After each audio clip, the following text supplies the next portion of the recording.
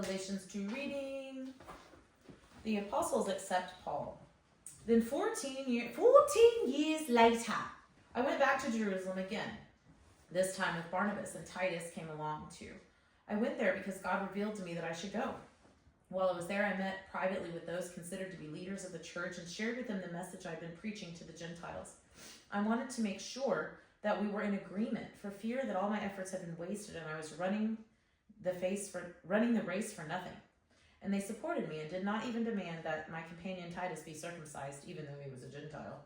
Even that question came up only because of some so-called believers there, false ones really, who were secretly brought in. They sneaked in to spy on us and to take away the freedom we have in Christ Jesus. They wanted to enslave us and force us to follow their Jewish regulations, but we refused to give in to them for a single moment.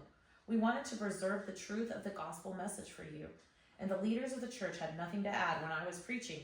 By the way, their reputation as great leaders made no difference for me, for God has no favorites. Instead, they saw that God had given me the responsibility of preaching the gospel to the Gentiles, just as he had given Peter the responsibility of preaching to the Jews.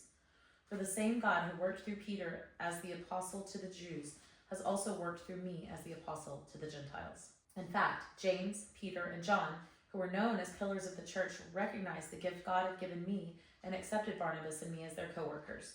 They encouraged us to keep preaching to the Gentiles while they continued their work with the Jews. Their only suggestion was that I keep on helping the poor, which I have always been eager to do.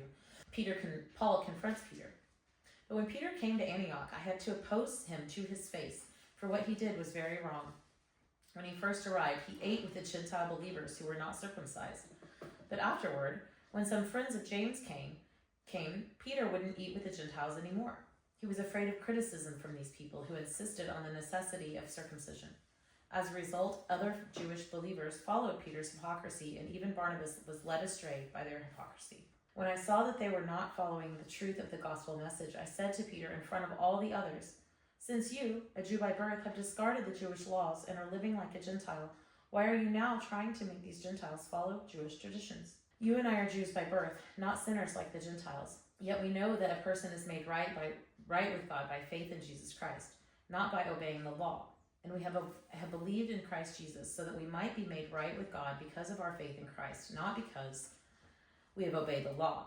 For no one will ever be made right with God by obeying the law." 3 times he said that. "But suppose we seek to be made right with God through faith in Christ, and then we are found guilty because we have abandoned the law. What would that mean? Christ has led us into sin? Absolutely not.